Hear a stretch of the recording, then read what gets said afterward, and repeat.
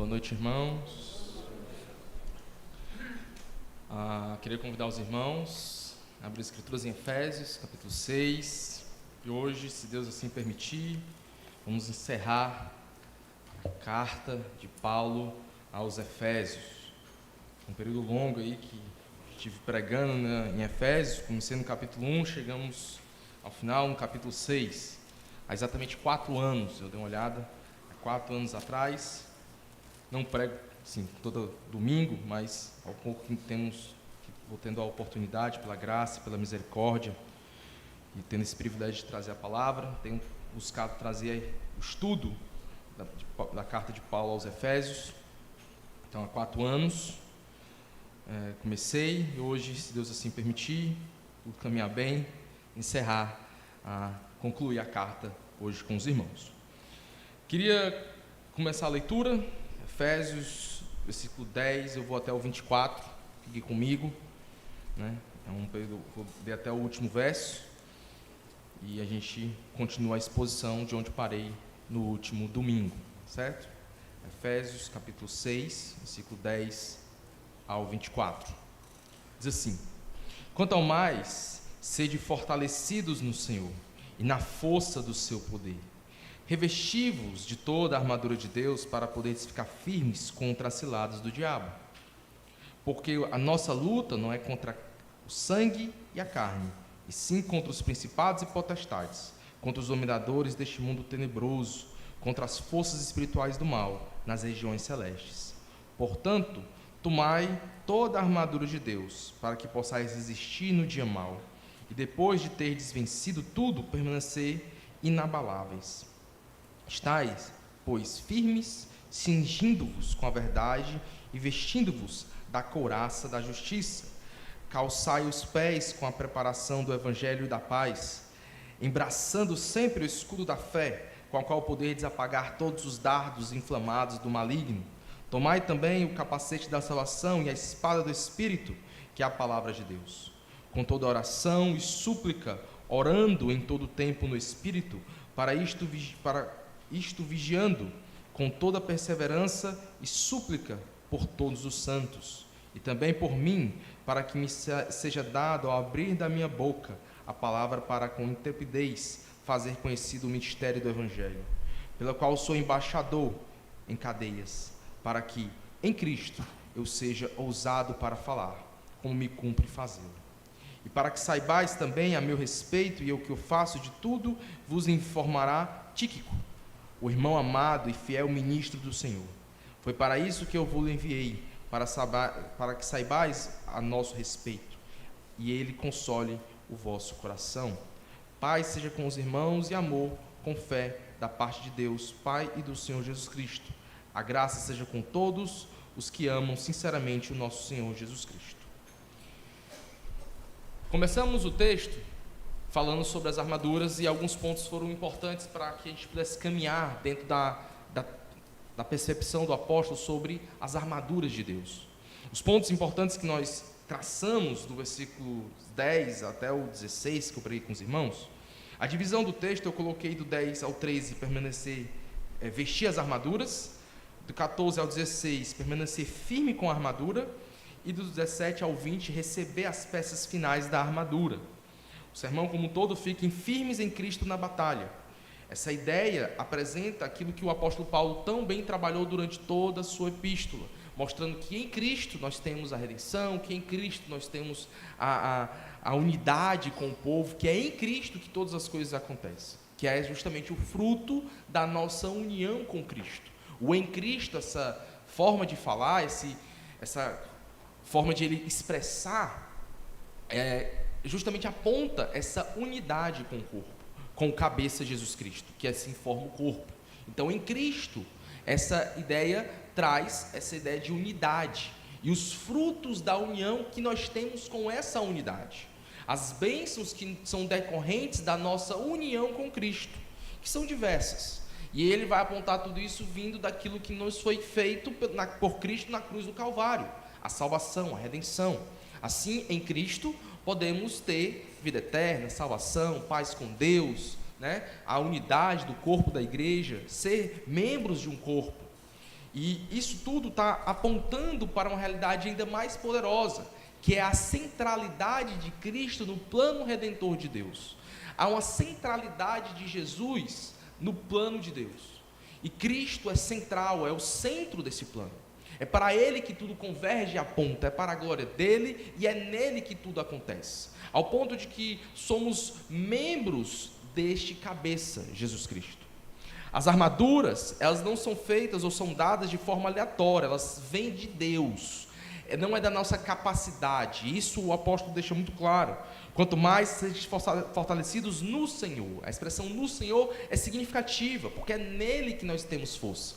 Não é pela minha própria capacidade, pelo meu braço, pelo meu entusiasmo, pela minha força, mas pela força do Senhor em nós. Aqui já começa linkando a nossa dependência que nós temos do Senhor. Ele continua e fala: revesti-vos de toda a armadura, ou seja, tomai sobre vocês toda a armadura de Deus. Um pouco antes, em Efésios 4, versículo 24, ele diz: vos revistais do novo homem, criado segundo Deus, em justiça e retidão, procedentes da verdade. O revesti-vos é tomar sobre si essa nova veste, essa armadura, para que possamos ter um propósito com ela. Esse revestimento que é dado e vem do Senhor, ele tem um propósito, que é para que podemos ficar firmes contra as ciladas do diabo. Novamente, ciladas é uma palavra que traz a ideia de armadilha, de algo que é perspicaz, que é sutil, ou que está ali para nos fazer derrubar. Continuando, ele fala que porque nossa luta não é contra carne e sangue, mas contra os principados e potestades da região celeste. Lá em Efésios 2, o apóstolo Paulo já mostra a influência desses seres celestiais no mundo presente. Ele fala em Efésios 2, versículo 1 em diante: ele vos deu vida, estando vós mortos nos vossos delitos e pecados, nos quais andastes outrora, segundo o curso deste mundo, segundo o príncipe da potestade do ar, do espírito que agora atua nos filhos da desobediência, entre os quais também todos nós andamos outrora, segundo as inclinações da nossa carne, fazendo a vontade da carne e dos pensamentos. Éramos por natureza filhos da ira, como também os demais. A expressão do apóstolo Paulo é que há uma influência desses espíritos aqui, Satanás e seus anjos, para com o mundo caído. A expressão é importante porque não quer dizer que tudo é o diabo. Eu falei isso na outra vez. As armadilhas, as ciladas do inimigo são diversas, mas ele pode atuar sim como possessão demoníaca. A gente falou um pouco sobre isso, mas isso é mais raro. Eu disse isso é mais raro. As ações, ou alguns casos que Jesus expulsa espíritos malignos que estavam relacionados a enfermidades. Isso também é uma coisa mais rara, não é tão comum. A ideia de que a doença, as enfermidades são a realidade do mundo pós-queda, quando Adão cai e tudo cai, né? Assim, o mundo entra em desordem, fora de harmonia. É a condição do mundo pós-queda, é o pecado, e isso faz com que a gente esteja suscetível a doenças. E doenças não quer dizer que é espírito maligno, nem toda doença quer dizer que é demônio.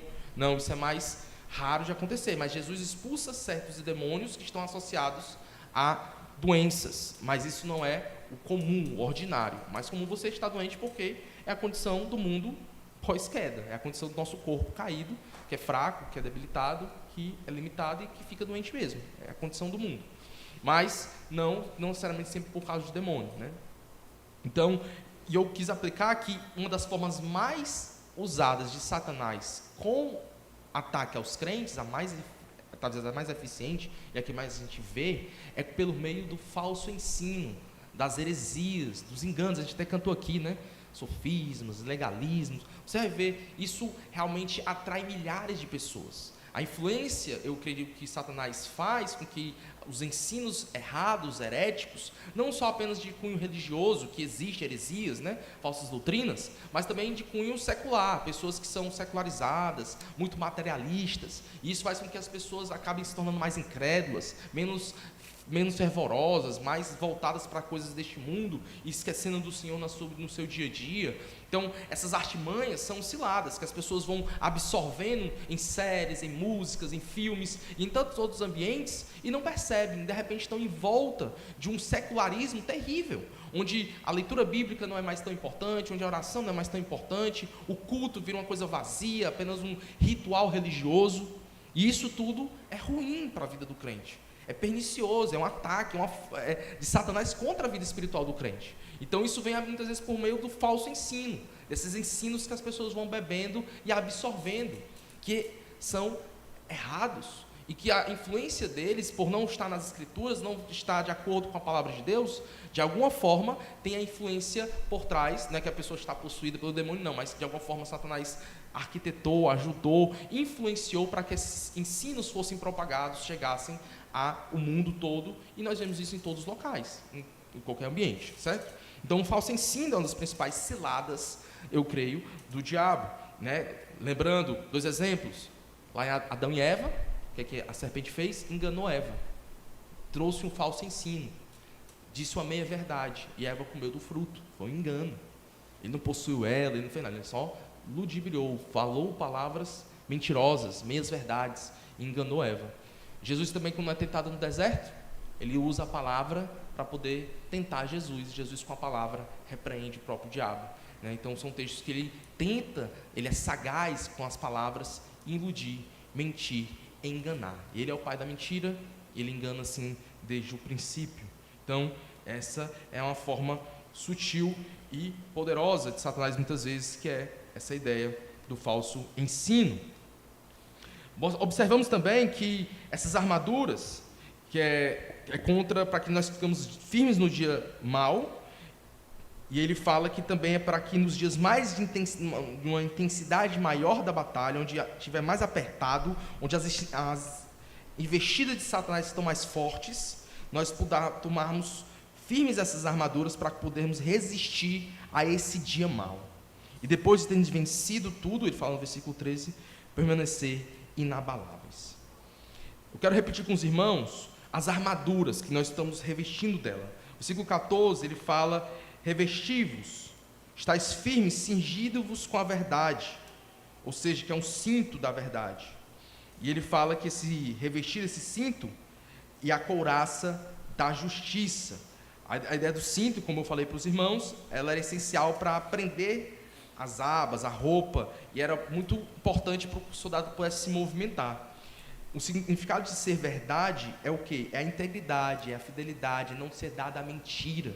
Então, tome sobre vocês a verdade, cingi-vos da verdade, sejam íntegros, verdadeiros, não mentirosos.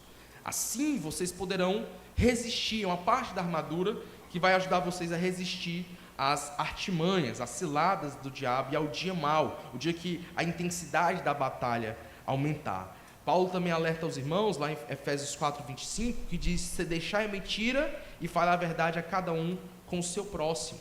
Já o apóstolo Paulo, em Efésios 4, que é um texto muito conhecido, do versículo 25 em diante, onde o apóstolo Paulo fala diversas ordens práticas. Alguns conhecem o texto como santidade na prática, onde o apóstolo Paulo fala: não faça isso e faça aquilo. Deixe a mentira, fale a verdade. Quem roubava, não roube mais, antes trabalhe e com o seu próprio dinheiro ajude o que precisa. Então ele dá ordens negativas, dizendo para não fazer, e ao mesmo tempo ele dá ordens positivas. Deixe de fazer isso e faça essa outra realidade. Santidade na prática. A armadura de Deus, que vem de Deus, dada a nós, ela é uma ordem do apostolado, revestivos dela, ela envolve aspectos da vida de santidade. Gálatas 5:25, os frutos do Espírito, nós vamos ver alguns aspectos do fruto do Espírito nas armaduras, porque a batalha que traçamos contra o diabo e qualquer coisa do tipo, irmãos, é vencida em oração, leitura bíblica, em santidade, em vida com Deus. Eu critiquei o movimento que foi muito difundido no Brasil de batalha espiritual. Aqui é a terceira pregação que eu faço sobre a armadura de Deus. É um movimento que foi difundido na década de 80, 90, né? Teve grandes proponentes, Maurício Milhões, René Terranova e tantos outros. Até hoje a gente vê isso em algumas igrejas. São movimentos que acabavam perdendo a essência daquilo que as Escrituras ensinam sobre batalha espiritual. Realmente o apóstolo Paulo fala do tema. Ele traça a vida cristã aqui nesses textos como uma batalha. E traça a ideia de um crente como um soldado, onde vai se revestir de armaduras.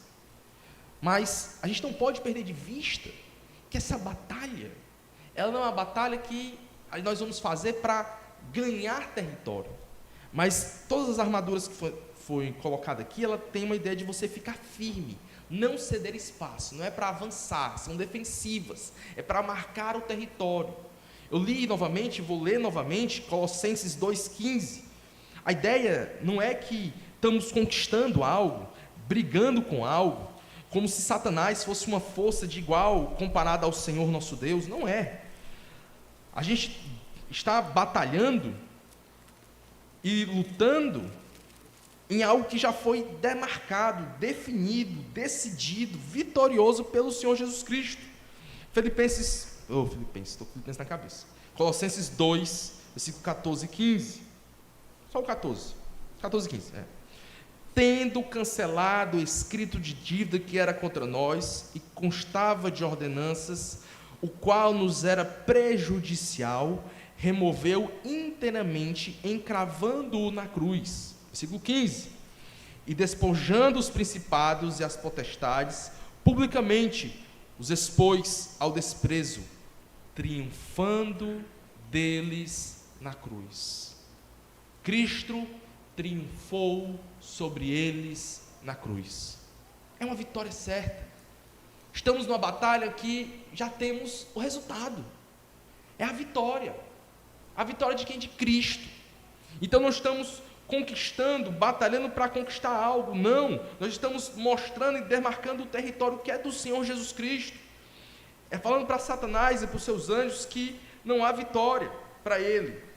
É tudo de Cristo. Tudo pertence ao Senhor. Tudo vem dele. Então, a batalha não é para ganhar o território, mas para permanecer firme no território que Cristo já conquistou, usando as armas que ele nos dá, para mostrar que esse território já tem um dono. Cristo é o Senhor sobre tudo, Rei sobre tudo, soberano sobre tudo. Então, alguns locais há uma ênfase demasiada na batalha, com o medo demasiado sobre Satanás, como se Satanás fosse o centro do culto. Já viu igrejas que o Satanás é o centro do culto, só fala dele, só quer saber dele? Não, o centro do culto é Cristo. O centro de tudo é o Senhor Jesus Cristo, a Ele toda a glória, a Ele toda a adoração. Então essa ideia precisa ser muito bem demarcada na mente do cristão, para que ele saiba a quem ele serve. O que Cristo fez na cruz do Calvário? Por que essa armadura que é nos dada pelo Senhor, revestir-nos dela, como esse segundo ponto está nos apresentando, é fundamental. A integridade, a verdade, a santidade. Satanás ataca o crente, ataca, mas não se engane, o principal problema é o seu pecado, é o pecado do crente. Satanás não vai pecar por você. O texto de Efésios 2 eu citei aqui, é um texto que fala sobre a influência do diabo, dos principados e potestades do ar, mas no versículo posterior ele diz assim: seguindo as inclinações da nossa carne, seguindo as inclinações do nosso coração. Então o maior problema é o nosso pecado. Temos dois grandes inimigos, irmãos. O primeiro deles é o nosso pecado, e o segundo é Satanás. Esses são os nossos dois grandes problemas, nossos dois grandes inimigos. Então, quer vencer o diabo? Lute contra o seu pecado. Lutemos contra os nossos pecados. Cingi-vos da verdade. Depois ele fala sobre a couraça da justiça, que é justamente vestir-vos da couraça da justiça, que também é uma descrição de integridade, de justiça, uma justiça santificadora, agir com retidão em relações diárias, retidão de caráter que protege o peito, a emoção e tudo mais, a vida espiritual com Deus, uma vida reta, uma vida sem mentiras, uma vida de retidão. Mas não se enganem, essa retidão só pode ser vivida em Cristo. Todos os aspectos da armadura, ela tem um ponto basilar de começo, onde você está bem fundamentado, é Jesus Cristo. Não existe vida de retidão para com o Senhor nosso Deus fora de Jesus Cristo. Não existe boas obras fora de Jesus Cristo, não as que agradam a Deus. Você pode ter homens no mundo, homens que não confessam a Jesus Cristo, ateus, homens que não temem a Deus, homens que não se arrependeram dos seus pecados, que praticam uma vida de retidão. Você pode ter isso. E a sociedade aplaude esses homens. São bons cidadãos, não são presos, são homens que fazem obras sociais, que ajudam pessoas necessitadas, homens que estão aí trabalhando para o bem comum do povo. Nada contra, em certo sentido, como um cidadão. Mas isso não conta para Deus com relação à salvação ou qualquer tipo de ação que ele possa ter. Lembre-se disso. As boas obras para Deus só existem em um local, em Cristo. Fora dele não existe boas obras. Não existe. Efésios 2, versículo 10, vai dizer a mesma coisa. Efésios 2:10 diz: pois somos feitura dele, criados em Cristo Jesus para as boas obras, as quais Deus de antemão preparou para que andássemos nelas. O texto todo fala de salvação, retidão, conversão, e isso dado por Deus, não vem de nós, é o Senhor que nos faz, é o Senhor que nos dá a salvação. E ele vai dizer que quando fomos salvos, Deus nos preparou para uma novidade de vida, uma vida que deve ser vivida para as boas obras, porque as boas obras não salvam, mas elas são uma marca do crente, do convertido, daquele que foi salvo.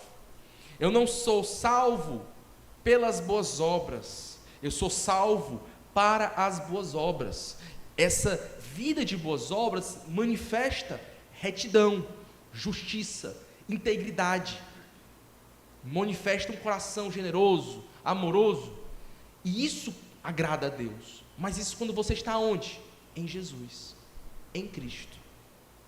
Isaías vai dizer que aqueles homens que não temiam a Deus, lá em Isaías, as obras deles eram como trapo de imundície, ou as melhores obras deles eram como trapo de imundície.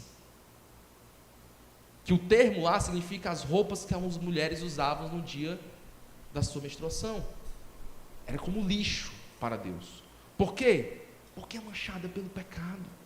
Então, a justiça de retidão, ela só tem valor quando nós somos justificados pelo Senhor Jesus Cristo. Quando nós estamos justificados. Lembra do termo justificado? É justamente quando Deus, por meio de Cristo, Cristo faz a obra redentora. Somos justificados, Ele imputa, coloca sobre nós a sua justiça. E assim Deus, quando olha para nós, não vê mais as obras do Bruno. Não é mais a justiça do Bruno, é a justiça de Jesus. Ele é o meu representante diante de Deus. Não as minhas obras que me salvam, é as obras de Cristo que me salvam. Não é o meu valor que me salva, é o valor de Cristo que me salva. É Ele, tudo para Ele. Então, é importante olhar as armaduras e saber que elas estão aqui. Paulo está num contexto, um contexto de crentes, de salvos, onde ele trabalhou a carta toda falando que nós estamos em Cristo, salvos em Cristo, no amado, nele, tudo para Jesus, para que quando cheguemos nos textos falando sobre a armadura, entendamos que essas armaduras são dadas aos crentes que estão em Jesus. E que o homem que não teme a Deus, que não se arrependeu dos seus pecados, que não confessou Jesus como seu Salvador, mesmo ele buscando uma vida de justiça, mesmo ele querendo ser íntegro, ele está morto nos seus delitos e pecados, e as obras dele não agradam em nada a Deus. Agrada ao mundo, agrada a sociedade, o governo, a questão civil, mas diante de Deus, ele é um pecador perdido, e que precisa de Jesus. Porque boas obras não salvam ninguém. Jesus salva. Boas obras não salvam o homem perdido. Lembre-se disso. Então, voltando. Retidão. Essa retidão é uma justiça de integridade, mas ela é linkada com a justificação pela fé. Por nós estarmos em Cristo e ser justificados por Ele, podemos agora, diante de Deus, viver em retidão, só porque estamos em Cristo. As sandálias do Evangelho, que é o que ele fala no próximo passo, revestivos, né, e está com essa sandália, as boas novas, né? Ele diz, versículo 15, calçai os pés com a preparação do Evangelho da paz. A gente falou que já deu como é que era essa sandália, né, que era uma sandália grossa, né, com cravos, que era justamente para ficar a posição, e ela fala essa ideia justamente do Evangelho, de pregar as boas novas, fala da paz. E aqui um termo importante lá em Efésios 2 também, é justamente que ele fala sobre isso. Ele vai falar no versículo 14: porque ele é a nossa paz, o qual de ambos fez um, tendo derribado a parede de separação que estava no meio, a inimizade, aboliu na sua carne a lei dos mandamentos na forma de ordenança, para que dos dois criasse em si mesmo um novo homem, trazendo a paz. Jesus é a nossa paz. O Evangelho é Cristo. Ele é a nossa paz com Deus e a nossa paz com os homens. Jesus traz uma paz dupla, uma paz horizontal com os homens e uma paz vertical com Deus. Todo homem, como diz Paulo em Efésios 2, é filho da ira, mas quando ele se arrepende e crê em Jesus, ele é reconciliado com Deus, é feito as pazes. E a partir desse evangelho, a qual nós estamos com o pé fincado, posicionados, é que nós temos uma identidade firme, porque nós temos paz com Deus, e a partir dessa paz podemos caminhar e viver uma vida de plenitude para com o Senhor e sua obra. O que eu disse na outra vez foi embraçando o escudo da fé contra os poderosos, contra o qual podereis apagar todos os dardos inflamados do maligno. O escudo da fé é um escudo retangular, aquele romano, né? A linguagem para escudo aqui, existe mais de um tipo de escudo, mas provavelmente a linguagem que o apóstolo Paulo está usando aqui, principalmente no original, ele está fazendo referência àqueles escudos romanos, né? Retangulares, que você vê em alguns filmes, né? Um pouco curvado para trás, retangular, e é esse tipo de escudo. E a ideia justamente é que, por meio da convicção, da fé, a ideia de que você tenha, para proteger você contra os dardos do inimigo. Os dardos podem ser flechas ou lanças com fogo, e a ideia de que seja algo para lhe trazer dúvidas, trazer medos, culpa. Então, em todo sentido, esses dardos eles precisam ser contidos pela fé. Então a fé é uma convicção, a certeza, aquilo que é real. Existe doutrina aqui, certo? Aqui existe uma fé que é doutrina, mas aqui especificamente é justamente mais a fé de você crer, de confiar, certo? Não só saber a doutrina, mas confiar, acreditar naquilo que você diz que crê. Isso vai implicar em vida com Deus, vai implicar em ação. Os puritanos diziam que doutrina é vida, e eles estavam muito certos sobre isso. Então, aquilo que eu digo que acredito, normalmente é aquilo que eu vou botar em prática no meu dia a dia. Se você tem uma convicção sobre certas coisas da sua vida, normalmente isso vai ser reproduzido nas suas ações, opiniões, o que você faz, certo? Então, às vezes a gente vê pessoas meio dúbias, que dizem uma coisa, mas vivem outra. Já viu isso? Tem bastante. Pessoas que são inconsistentes com aquilo que dizem que acredita. É que provavelmente ela acredita em outra coisa. E aí ela, para estar bem em um certo contexto, ela fala que acredita em determinada coisa, mas na hora que é colocada em prática, ela vai mostrar a sua verdadeira crença, muitas vezes. Então, às vezes, a gente vive num contexto, às vezes, muito materialista, muito a questão de ter, de possuir, e muitas vezes isso se manifesta nas ações, onde as pessoas deixam tão facilmente certas coisas que são fundamentais, família, Deus, a oração, vida com Deus, por questões às vezes monetárias, financeiras. Então, pessoas que trocam uma vida com Deus por dinheiro, você vai ter isso muito fácil. Existem contextos para isso. Por quê? Porque às vezes na prática ele diz que Deus está acima de tudo, mas no convívio a ideia do materialismo é mais forte.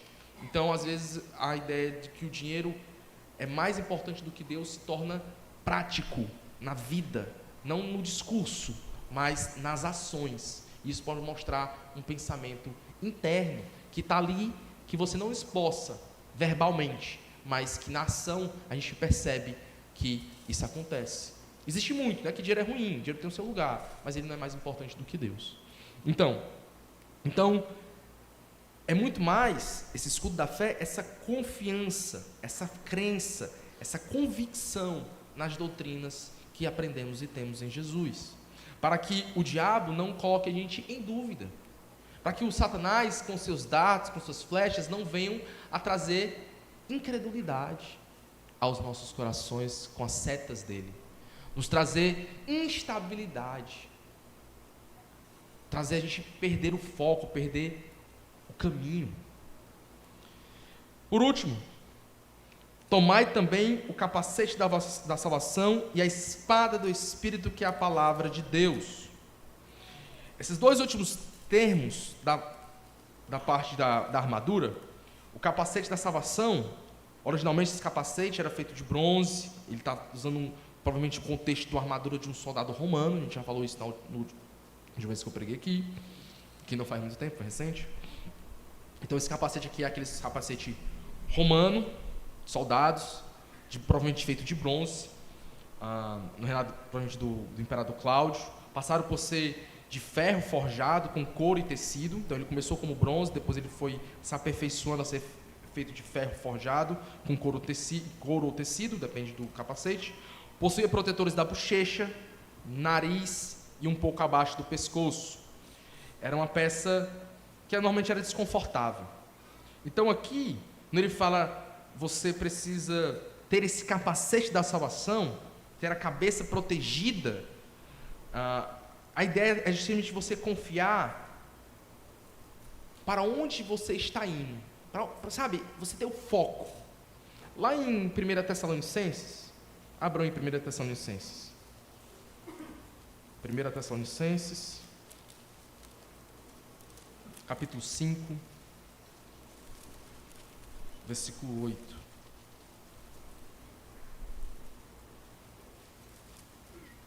Diz assim: nós, porém, que somos do dia, sejamos sóbrios, revestindo-nos da couraça da fé e do amor, e tomando como capacete a esperança da salvação. A ideia de esperança é a ideia que traz perseverança. Muitas vezes é esse o contexto. A esperança, ela é aquilo que nos faz perseverar. Quando você tem a esperança certa, você persevera mais. Por exemplo, um trabalhador que diz, você vai trabalhar muito esse ano, mas você vai ter um aumento do dobro do seu salário no final do ano. Então, dê o máximo. Aí o rapaz tira as forças da onde não tem, porque às vezes ele tem uma esperança de melhora salarial. Então, foi me prometido aquilo, eu estou esperando aquilo, e isso me motiva no presente a aquilo que é o meu prêmio final, a minha esperança. Então, num certo sentido, na luta cristã, na batalha, esse capacete ele é fundamental para a perseverança, para proteger o crente, para que ele possa ter a mente, a sua identidade e justamente a sua esperança mais convicta. Jonathan Edwards, em um dos seus sermões, não está nas resoluções, mas está em um dos seus sermões, é um dos seus livros, ele fala que uma das coisas que ele pedia a Deus era que o Senhor cravasse nos seus olhos a eternidade. Senhor, crava nos meus olhos a eternidade. Que não perda de vista aquilo que é eterno. Que minha mente, meus olhos não cobissem outras coisas, a não ser a tua salvação, a vida contigo, a eternidade com o Senhor. O prêmio naquele grande dia que aqueles servos que foram fiéis ao Senhor vão escutar do seu Senhor. Servo bom e fiel, entra no gozo do teu Senhor. Não me deixa perder de vista isso, Senhor. Não me deixa perder de vista a eternidade. Que as coisas desse mundo não me tomem o prazer, o anseio, o amor que eu tenho pela tua obra, pelo teu reino, pela tua glória.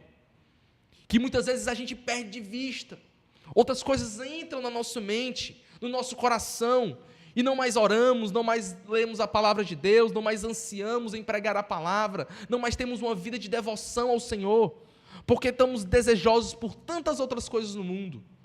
Tudo menos o Senhor, tudo menos a grande recompensa que receberemos um dia, onde ouviremos, servo bom e fiel, entra no gozo do teu Senhor. Isso perdeu de vista aos olhos de muitos. Isso parece distante demais para a mente de tantos, que às vezes tanto faz, eu vou para o domingo, um sim, um não, vou ali, às vezes eu vou quando dá vontade, quando me sinto bem, quando eu quero. Não existe mais o anseio, o desejo, perdeu de vista aquilo que realmente importa, a vida com Deus, a santidade. Isso às vezes é mais difícil, uma vida vivida dessa forma, tendo em mente a verdade eterna. A disciplina para deixar o mal, deixar o pecado, desviar do pecado, fugir do mal. A disciplina para viver em santidade, para orar, para ler sua Bíblia, para pregar a palavra. Às vezes é mais fácil, realmente, em alguns contextos, repreender o demônio. É mais fácil, repreende, acabou. Não é assim não. Isso aí é o mais fácil. Isso não é tão fácil assim. Porque nas Escrituras não é só repreender demônio, que às vezes a gente tem em alguns contextos. Não, é santidade, é vida com Deus, é oração, é disciplina, para que podermos, as disciplinas espirituais, né? Podermos viver de acordo com aquilo que Deus ordena. E isso às vezes realmente dá trabalho. É renunciar ao pecado, é sair do comodismo, é sair da preguiça, é sair daqueles ambientes que nós estamos tão confortáveis. E isso realmente às vezes dá trabalho. O apóstolo Paulo tem nos chamado a revestir-nos da armadura de Deus. Vem de Deus, mas há uma ordem: revesti-vos dela, tomem sobre si ela, tragam sobre si essas armaduras, porque só assim vocês vão conseguir resistir ao dia mau. E isso também nos traz a nossa identidade, nos lembra quem somos. A salvação é algo grandioso demais, que nos lembra também quem é o nosso Senhor e quem é o nosso Mestre, e para onde vamos. A espada do Espírito é a única parte da armadura que ela é mais de ataque, que é a ofensiva, que é justamente referente a uma arma, uma espada, talvez a referência a gladius romana, espada curta, quase como uma adaga, provavelmente 60 centímetros. Ela é provavelmente esse tipo de arma, esse tipo de espada que o apóstolo Paulo está em mente quando fala da espada do Espírito. Esse termo espada envolve esse tipo de adaga, né, da parte. Então, está mostrando que é uma espada concedida pelo Espírito. Representa a capacitação ofensiva do cristão a batalhar, ter essa batalha espiritual contra o diabo. E aqui, claro, faz uma referência clara à palavra de Deus, que é justamente dada, foi inspirada pelo Espírito Santo. Lembra quando Jesus é tentado no deserto? O que é que Jesus usa contra Satanás? A palavra de Deus. Satanás usa a Bíblia de forma distorcida para enganar Jesus. E Jesus usa a palavra de Deus de forma correta para ir contra Satanás e vencer aquela batalha. Então, Jesus já usou a palavra de Deus no seu contexto da tentação no deserto. Então, é a parte ofensiva dessa arma, é a palavra de Deus. Quantos de nós estamos com essa espada bem afiada para podermos resistir às artimanhas, às mentiras do diabo? Eu dei um dito desde o início que o diabo tem muitas formas de agir, possessões, né, e outras coisas, mas volto a afirmar que a principal ação e forma de Satanás agir é por meio do falso ensino. E como você vai rejeitar o falso ensino de Satanás? Como Jesus fez? Por meio da palavra de Deus. Será, irmãos, que nós estamos bem preparados para que quando os falsos artimanhas, as mentiras do diabo chegar à nossa porta, vamos conseguir responder de forma coerente com a palavra de Deus aquilo que o diabo tem tentado em nós? Ou vamos cair e ceder aquilo que o diabo tem proposto mentirosamente para nos derrubar diante de nosso Senhor, nosso Deus? Muitos homens fiéis cederam a falsos ensinos e deixaram de ser fiéis e se perderam no caminho, porque não conheciam bem a palavra de Deus.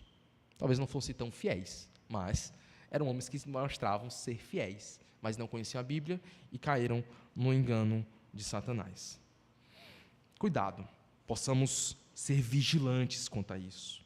E é isso que o versículo 18 diz: com toda oração e súplica, orando em todo tempo no Espírito, e para isto vigiando com toda perseverança e súplica por todos os santos. O apóstolo Paulo chama com toda oração e súplica, pedidos de oração diante de Deus. Aqui mostra mais uma vez a nossa dependência que temos do Senhor. A oração é muito citada nesse versículo. Ele fala 4 vezes, oração, ao longo desses 3 versos. Então, é uma ênfase que todos devem orar, né?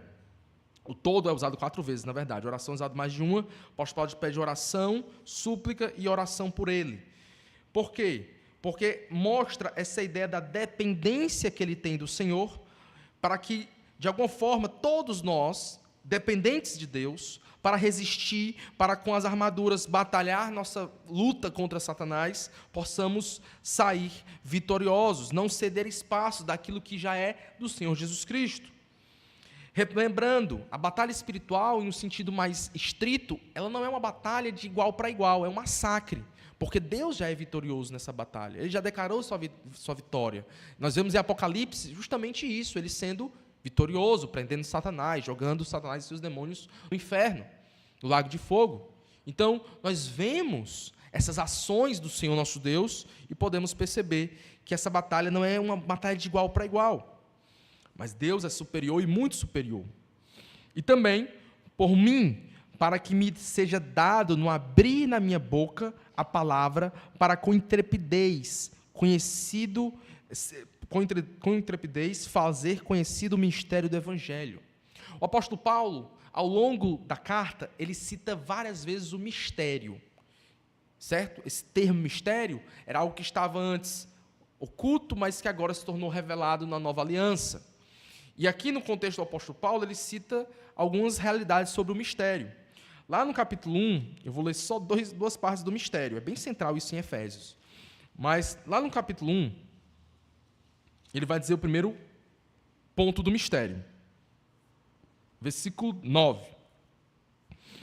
Desvendando-nos o mistério da sua vontade, segundo o beneplácito que propusera em Cristo. Aí versículo 10 ele diz qual é o mistério. De convergir nele. Nele quem? Em Cristo. Na dispensação da plenitude dos tempos, todas as coisas, tanto a do céu como a da terra. Aqui, tudo converge em Jesus. Aqui que eu falei que aponta a centralidade de Deus, a centralidade de Cristo no plano redentor de Deus, onde tudo converge em Jesus, seja no céu, seja na terra. Esse texto tem uma aplicação tanto de imediata, do já, presente, onde nós vemos a criação e o surgimento da igreja, que é criada por Jesus Cristo, é o povo da nova aliança, e nós temos também uma aplicação futura. Esse convergir nele, na plenitude dos tempos, aponta para algo ainda futuro, onde a plenitude daquilo que Deus vai convergir em Cristo se tornará real ou concretizada. Mas nós experimentamos isso com a própria igreja, onde na igreja convergimos em Cristo, onde o centro é o Senhor Jesus Cristo, onde tudo converge nele. A igreja já é uma manifestação desse aspecto do mistério, mas ainda há um aspecto futuro que iremos experimentar. No capítulo 3, ele vai novamente falar o mistério.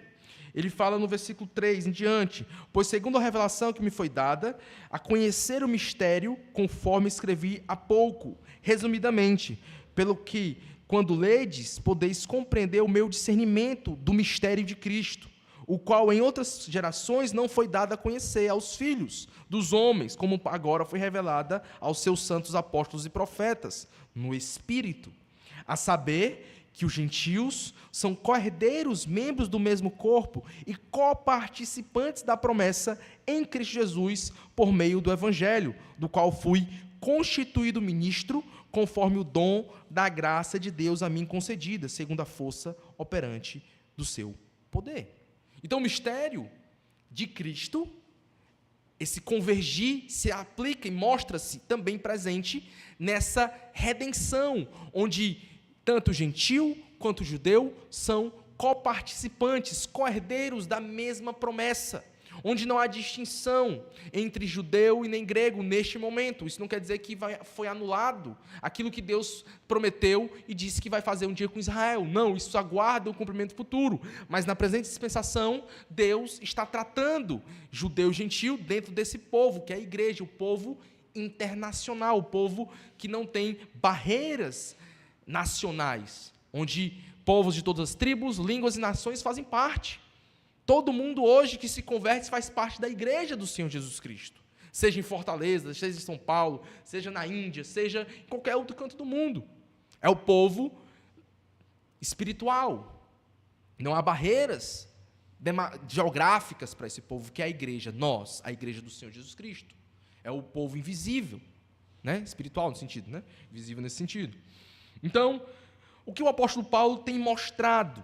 Que a salvação está diante de todos os povos por meio de Jesus Cristo, não tendo mais barreiras de separação. E aqui eu quero ler Efésios 2, e aqui vamos ter mais uma luz sobre essa ideia. No versículo 12, ele vai dizer sobre aqueles que estavam sem Jesus, e aqui ele já demonstrando sobre gentios e judeus são unidos pela cruz de Cristo, onde ele vai falar, naquele tempo, falando para os gentios aqui, estáveis sem Cristo, separados da comunidade de Israel, estranhos às alianças e da promessa, não tendo esperança e sem Deus no mundo. Essa era a condição de todos nós. Sem Jesus, meu irmão, você está sem Cristo, sem esperança e sem Deus. Distante das alianças, distante das promessas de Deus. E ele fala distante da comunidade de Israel, por quê? Porque a comunidade de Israel era o local, o povo mais próximo da revelação. Então a gente estava distante das revelações de Deus, porque Deus mandava os profetas para Israel, e os profetas alertavam constantemente ao povo sobre a vontade de Deus. Então se você estava distante da comunidade de Israel, você estava distante da revelação de Deus, distante daquilo que era contato direto com o Senhor. Mas agora isso mudou. Você estava sem esperança, sem Deus no mundo, sem Cristo. Mas o versículo 13 diz, mas, agora, em Cristo Jesus, vós que antes estavas longe, fostes aproximados pelo sangue de Cristo, porque Ele é a nossa paz. Ele é a nossa paz. Versículo 17. E vindo evangelizou a paz a vós outros que estavam longe, e paz também aos que estavam perto, porque por ele ambos temos acesso ao Pai em um Espírito. Assim, já não sois estrangeiros e peregrinos, mas co-cidadãos dos santos, e sois da família de Deus. O texto que o apóstolo Paulo está dizendo, eu quero falar o mistério, eu tenho que ter coragem, me dá coragem. Ele está pedindo para que orem por ele, para que ele tenha intrepidez, coragem ao falar, para fazer o mistério de Cristo conhecido onde ele está. E onde é que o apóstolo Paulo está? Versículo posterior, versículo 20. Pelo que sou embaixador em cadeias, para que em Cristo, percebe essa ideia, essa união dele com Cristo, eu seja ousado para falar, como me cumpre fazê-lo. O apóstolo Paulo está preso. Efésios é uma carta de prisão. São 4 cartas de prisão. Efésios, Colossenses, Filemon, faltou uma, esqueci uma, me deu branco na outra, mas é Filipenses. Efésios, Colossenses, Filipenses e Filemon. E é aqui, eu estava só falando Filipenses, né? Esqueci. Então, são as 4 cartas de prisão. O apóstolo Paulo estava preso quando escreveu essas cartas. E aqui ele está falando de ser embaixador em cadeias. O que é um embaixador, irmãos? Não é aquele que representa uma nação em outra nacionalidade? O embaixador da China, o embaixador dos Estados Unidos, o embaixador, sei lá, da Argentina, no Brasil, é o representante do país dele aqui no nosso. Somos embaixadores de Cristo. 2 Coríntios 5 vai nos lembrar essa ideia de paz e reconciliação nesses mesmos termos do apóstolo Paulo, de embaixador. Vamos lá. 2 Coríntios 5, versículo 18 em diante, 2 Coríntios 5, 18 em diante diz, ora, tudo provém de Deus, que nos reconciliou consigo mesmo por meio de Cristo. Ninguém reconcilia amigos, lembre-se. Reconciliou porque havia uma inimizade. Então fomos reconciliados por meio de Cristo. E nos deu o ministério da reconciliação, versículo 19.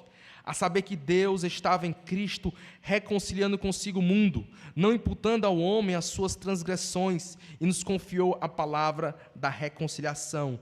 De sorte que somos embaixadores em nome de Cristo, como se Deus exortasse por nosso intermédio. Em nome de Cristo, pois, rogamos que vos reconcilieis com Deus. Aquele que não conheceu o pecado, ele o fez pecado por nós, para que nele fôssemos feitos justiça de Deus, a justificação pela fé. Né? Ele foi feito pecado e nós fomos feitos justiça de Deus por meio dele. Então, somos embaixadores que fazem o quê? O que é esse mistério que ele está fazendo com isso? É justamente a salvação. É chamar os homens ao arrependimento, à reconciliação com Deus. O apóstolo Paulo está preso, e na prisão ele está dizendo: eu quero cumprir o meu ministério, eu quero pregar o evangelho nas cadeias, eu quero falar de Cristo aos homens que estão presos, aos soldados, às autoridades e aos colegas de prisão, por que não? Ele quer anunciar o evangelho onde quer que esteja. Será que nós teríamos essa ousadia? Será que presos não estaríamos tristes, cabisbaixos? Ou lá presos estaríamos ainda querendo cumprir a vontade de Deus, fazer o evangelho de Deus conhecido, mesmo em cadeias? Embaixador de Cristo em cadeias. É um homem que, preso, não deixou de pregar o evangelho. Ele é embaixador em cadeias, para que em Cristo eu seja ousado em falar do ministério. Embaixador lá de Cristo, nas cadeias, nas prisões. Este homem não parava, este homem é incessante. Por quê? Porque o apóstolo Paulo ama Jesus. Ele está revestido das armaduras de Deus, e está chamando aos crentes de todos os cantos: revistam-se da armadura também, para que onde quer que você esteja, haja como embaixador de Cristo, representante de Cristo onde você está, meu irmão. No trabalho, na faculdade, no colégio, na sua casa, na sua vizinhança, se alguém que lembra e que representa o Senhor Jesus Cristo onde quer que esteja. Santidade, vida com Deus, pregando a palavra, anunciando o evangelho, para que Deus seja glorificado pela sua vida, e que você faça isso como o apóstolo Paulo faz. Ele faz aonde? Por ele? Não, ele faz em Cristo, unido ao cabeça, convergindo no cabeça que é Jesus. Por último, encerrando o nosso momento: e para que saibais também que meu respeito e o que faço de tudo que vos informará Tíquico, o irmão amado do Senhor, e foi para isso que eu vos enviei, para que saibais nosso respeito e ele console o vosso coração. O apóstolo Paulo fala de Tíquico. Tíquico é citado em outras cartas, é um irmão amado, é um gentil da Ásia Menor, e ele é citado em alguns momentos também, em outros momentos. Lá em Atos 24 ele aparece, Efésios 6, 21 aqui, Colossenses 4, 7 ele também fala sobre ele, 2 Timóteo 4, 12, Tito 3, 12. Então, Tíquico, ele tinha uma missão, que era chegar às igrejas. Provavelmente essa carta era uma carta circular, não era só para a cidade de Éfeso, rodava em mais locais, mas ele vai anunciar a estes irmãos como está o apóstolo Paulo, porque ficava preocupado pelo apóstolo, né? Imagina um dos pastores, né, Valnei, o Jaime, aqui preso. Alguém vai lá para saber como é que está o pastor, a igreja está aflita, está temerosa pela vida dos nossos pastores, estão presos, né? Então, aí o Tíquico ia dar informações, não tinha internet naquele tempo, era mais difícil, então ele ia trazer as informações para os irmãos. Depois ele que levou a carta de Efésios, está levando a carta para esses irmãos, que ele está entregando, e justamente Paulo está relatando, e ele também vai falar para esses irmãos como está o apóstolo, para que os irmãos tenham mais descanso, como devido à vida do apóstolo, que estava, apesar de preso, aqui estava bem, né? E ele termina a sua carta com as bênçãos: paz seja com os irmãos, e amor e a fé da parte de Deus, Pai do Senhor Jesus Cristo, a graça seja com todos os que amam sinceramente o nosso Senhor Jesus Cristo. Então, a carta ela começa com as bênçãos das regiões celestiais em Cristo, ela termina bem com as bênçãos que Paulo dá. Ele fala de paz seja com os irmãos, do amor com fé da parte de Deus e Pai do Senhor Jesus Cristo. Essa ideia da paz já foi dita aqui. Ela só envolve a ideia do Evangelho. Essa paz é Jesus. Essa paz vem com o anseio do Evangelho. Nenhum homem fora de Cristo tem a verdadeira paz. A verdadeira paz só está naqueles que estão em Jesus Cristo, que se converteram, que se arrependeram dos seus pecados. Percebe, o apóstolo Paulo está preso. Era um homem altamente aflito, sem paz nenhuma. Mas esse homem é um homem com paz. E a paz aqui não é a ausência de conflitos ou a ausência de problemas, mas a paz é um descansar em Cristo naquilo que o Senhor está fazendo. Mesmo diante da prisão, mesmo diante da morte, ele descansa. ele tem tranquilidade diante de Deus, mesmo diante dos problemas. Essa paz é a paz que excede todo o entendimento. É a paz que somente vem com aqueles que estão em Jesus Cristo. Viram crentes à beira da morte, homens fiéis à beira da morte. O próprio apóstolo Paulo, preso, escreve Filipenses, a carta da alegria, mandando os irmãos se alegrarem, preso, podendo morrer ou não. Por quê? Porque há esperança, irmãos. Muito daquilo que a paz, a alegria que Paulo fala em Filipenses e a paz que está atrelada aqui nos textos, vem a ver com a esperança. Porque Cristo me reconciliou com o Pai. E eu sei que se eu partir hoje, eu estarei com o Senhor. Filipenses 1, o que ele diz? Para mim, o viver é Cristo e morrer é lucro. Por quê? Porque se eu morrer, eu vou estar com o Senhor. Esse é um grande descanso. E que para ele é infinitamente melhor, ele fala, que eu vou estar mais plenamente com o meu Senhor. E se vivo, eu vivo para Cristo. Eu vivo Cristo. Não vivo mais para mim, mas vivo o Senhor Jesus Cristo. O amor com a fé, esse amor prático, de vida, de ação, amor irrevogável, incontestável da parte de Deus para com o Senhor Jesus Cristo. A graça seja com todos para aqueles que amam sinceramente ao Senhor Jesus Cristo. Meu apelo, irmãos, esta noite é o mesmo do apóstolo Paulo, que todos nós venhamos a nos revestir das armaduras de Deus, para que possamos resistir ao dia mau. É santidade, é vida com Deus, é a paz e ser embaixadores de Cristo, ser reconciliados, ser esses que, por meio de nós, estamos apelando, Deus está rogando, chamando os homens perdidos, arrependam-se e reconciliem-se com Deus. Esse é um chamado a todos nós. E aqueles que estão aqui que não são crentes, que não conhecem a Jesus, meu apelo é o mesmo do apóstolo Paulo: reconciliem-se com Deus. Saiam dessa vida. Vocês estão como lá em Efésios 2:12. Estão sem esperança, sem Cristo, sem Deus no mundo. O seu destino é a condenação. Está andando no curso deste mundo, seguindo as inclinações da sua carne, os seus desejos, as suas paixões, e fazendo aquilo que o príncipe da potestade do ar gosta, andando distante de Deus. Não faça isso. Corra para Jesus. Saia dessa vida miserável, que é a vida sem Cristo, essa vida sem paz, que é a vida sem a salvação eterna, e corra para Jesus Cristo. Reconcilie-se com Deus, porque Ele é a sua paz, Ele é a nossa paz, e somente por meio dEle você vai ter a salvação e a vida eterna com Deus. Somente por meio dEle você vai ser reconciliado com Deus. Eu disse aqui há muito tempo, que loucura é você ter inimizade com o Deus de toda a terra. Já viu gente que tem briga com um presidente de outra nação? Já é loucura. Presidente de qualquer outro país, você arranjar confusão com o cara perigoso do seu bairro, é complicado. Mas mais complicado, mais insanidade, é você estar em inimizade com o Deus de toda a terra. Estar em rivalidade com o Senhor. Essa guerra você perde. E você perde feio. Então saia dessa condição e vá correr para Jesus, para que você possa ser reconciliado com Deus e ter paz com Deus. Isso somente acontece por meio de Jesus Cristo. Amém? Vamos orar. Senhor, muito obrigado por esta noite, que a Tua palavra somente possa habitar ricamente nos corações dos irmãos. Que o Senhor faça a Tua igreja se conscientizar e tomar a atitude de revestir-se das armaduras de Deus.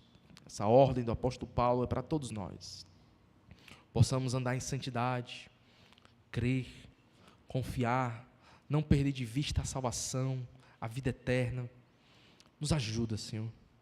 As artimanhas, as ciladas de Satanás são muitas para que o crente tropece, para que o crente caia, os falsos ensinos, as setas que podem gerar medo, dúvida, incredulidade. Nos ajuda, Senhor, a caminhar de acordo com a Tua palavra, a caminhar de acordo com o Teu Evangelho, que possamos revestir-nos das Tuas armaduras e viver uma vida que Te agrada, uma vida de santidade, uma vida com Deus, para a glória do Senhor. O Senhor deve ser o centro das nossas vidas, devemos ter a devoção máxima a Jesus Cristo. O Senhor é o nosso maior amor, amar ao Senhor acima de tudo, com toda a nossa força, mente, coração, alma, de todo o nosso ser, com toda a nossa existência, Te adorar, Te servir, Senhor. Nos ajuda a ter isso em mente, a caminhar para ser esse servo bom e fiel que te agrada em tudo que faz. Nos ajuda a revestir-nos da armadura para resistir às artimanhas e às ciladas do diabo. Possamos ser vigilantes, como o apóstolo diz, para que não venhamos a ser pegos de ser despercebidos. Nos ajuda, Senhor, a viver de acordo com a Tua palavra. E aqueles que aqui não te conhecem, que não confessaram o Senhor como o único Salvador de suas vidas, que eles possam se conscientizar da loucura que é ser inimigo de Deus, o Deus de toda a terra, Criador de todo o universo, o Senhor que controla todas as coisas, soberano sobre tudo e todos. Como podemos ter inimizade contigo, Senhor? Nos ajuda estes homens a reconhecerem os seus pecados, nos ajuda a pregar para eles cada vez mais, nos ajuda a fazer o apelo do apóstolo Paulo, lá em 2 Coríntios 5, que eles se reconciliem com Deus, que se arrependam dos seus pecados, que confessem a Jesus como Senhor e Salvador, e se reconciliem com o Senhor, e tenham paz com Deus, que somente Jesus pode dar, nosso único e suficiente Salvador. Ajuda essas pessoas, que eles logo possam ter os seus olhos abertos, se arrependerem e crerem no Senhor Jesus Cristo. Em nome de Jesus, é assim que te oro, te agradeço, abençoa a tua igreja, abençoa o teu povo, nos ajuda no restante do dia, da noite, abençoa nosso dia amanhã, nossa semana que irá iniciar, que possa ser das tuas bênçãos, da tua proteção, da tua guarda, da tua saúde, da tua paz. Em nome de Jesus, amém. Temos um momento agora pós-lúdio, os irmãos podem